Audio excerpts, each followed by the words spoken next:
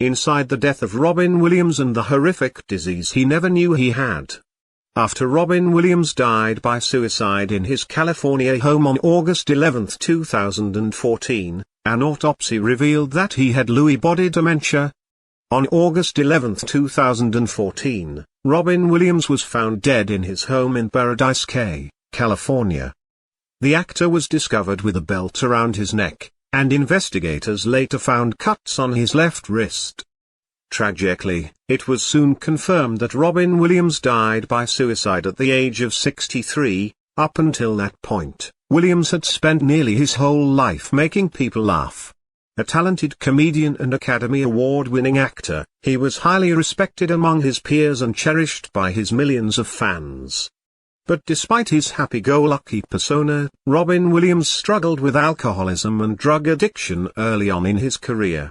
And later on in his life, he would grapple with mental health issues and physical ailments. Still, many of his family members, friends, and fans were stunned by his sudden demise, and desperate for answers.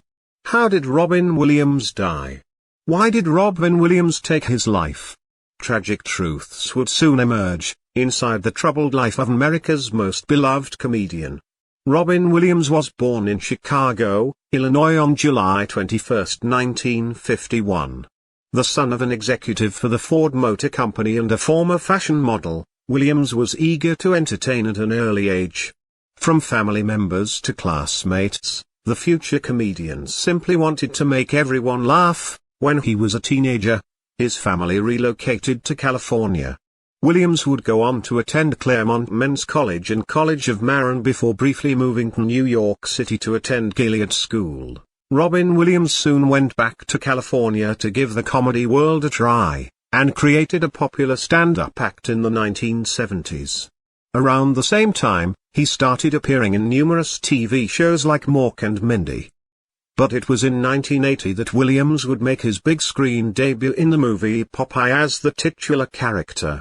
From there, he starred in a number of successful films, including Good Morning, Vietnam and Dead Poets Society. All the while, he continued to wow people with his comedic skills. For decades, Robin Williams lit up the big screen with his smile. But under the surface, he struggled with personal demons. In the 1970s and 80s, Williams developed an addiction to cocaine. He only quit when his friend John Belushi died of an overdose, after partying with him the night before. Though he never touched cocaine again after Belushi's death, he began to drink heavily in the early 2000s, which led to him spending time in rehab. All the while, Williams also battled depression. Despite the ongoing success in his professional life, his personal life was full of ups and downs. Still, it seemed like Williams could bounce back from any setback. And by the early 2010s, it looked like his darkest days were far behind him. But then, he received a heartbreaking diagnosis from his doctor. 3 months before his death in 2014, Robin Williams was diagnosed with Parkinson's disease. He shared the news with his wife Susan Schneider Williams and his 3 children, from his 2 previous marriages. However, he wasn't ready to share the diagnosis with the public quite yet, so his loved ones agreed to keep his condition private for the time being. But in the meantime, Robin Williams struggled to understand why he was feeling paranoid, anxious, and depressed. He didn't feel like the Parkinson's diagnosis adequately explained those issues. So he and his wife planned to go to a neurocognitive testing facility to see if there was something else going on. But tragically, he would never make it there. On the night before his death, Robin Williams seemed like he was in a peaceful mood. As Susan Schneider Williams later explained, he was busy with an iPad and appeared to be getting better. The last time Susan saw her husband alive was around 10:30 p.m., just before she went to sleep. His last words that he said to her that night were, "Good night, my love. Good night, good night." At some point after that, he relocated to a different bedroom in the home, where he would breathe his last.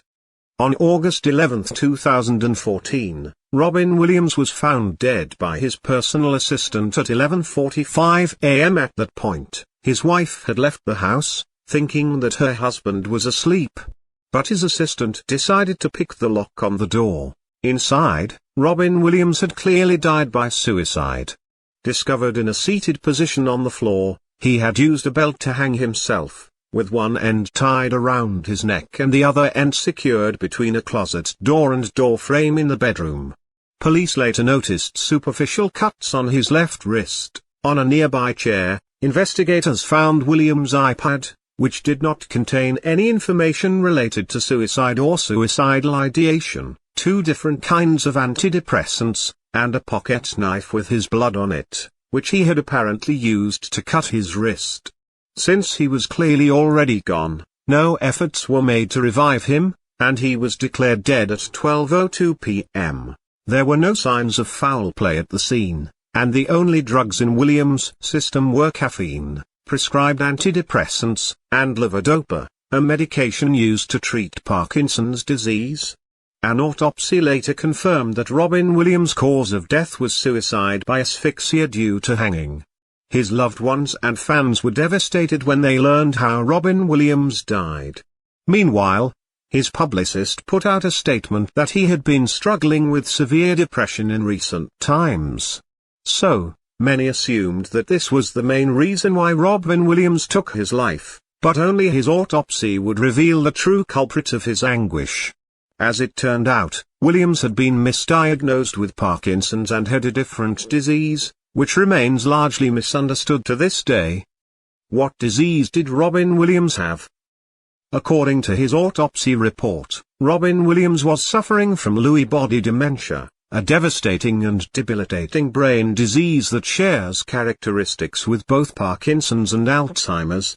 The Lewy bodies refer to abnormal clumps of protein that gather in the patient's brain cells and essentially infiltrate their brain. It's believed that these clumps are responsible for up to 15% of all dementia cases. The disease heavily impacts sleep, behavior, movement, cognition, and control of one's own body. And it had certainly taken a toll on Williams. Still, doctors say he put up an impressive fight despite the difficulties. People who have great brains, who are incredibly brilliant, can tolerate degenerative disease better than someone who is average, said Dr. Bruce Miller, an expert familiar with Williams' case. Robin Williams was a genius. But tragically, no one knew which disease Robin Williams had until after his death. This meant that an incredibly brilliant man was suffering from something that he couldn't even begin to comprehend, which explained why he was so frustrated when it came to investigating his own symptoms. And although Robin Williams was due to visit a neurocognitive testing facility, his widow believes that the upcoming appointment may have stressed him out even more in the days before he would take his own life. "I think he didn't want to go," Susan Schneider Williams said. "I think he thought, I'm going to get locked up and never come out."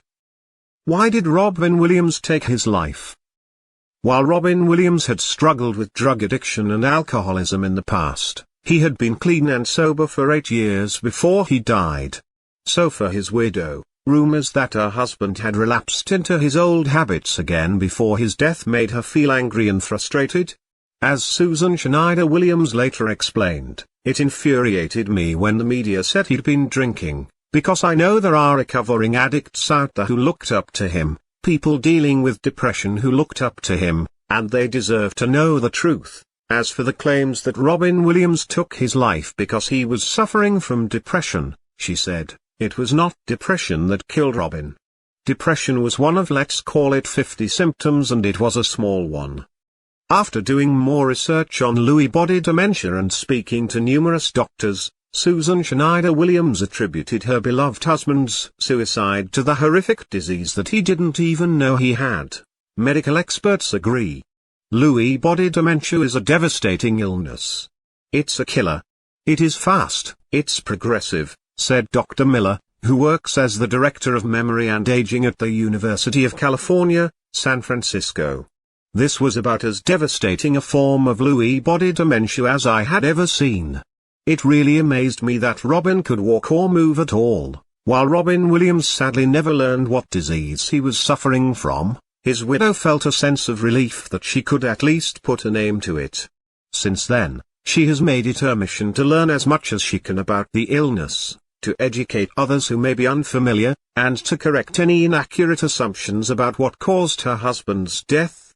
She and the rest of his family are also doing their part to make sure that Robin Williams' memory lives on for years after his death.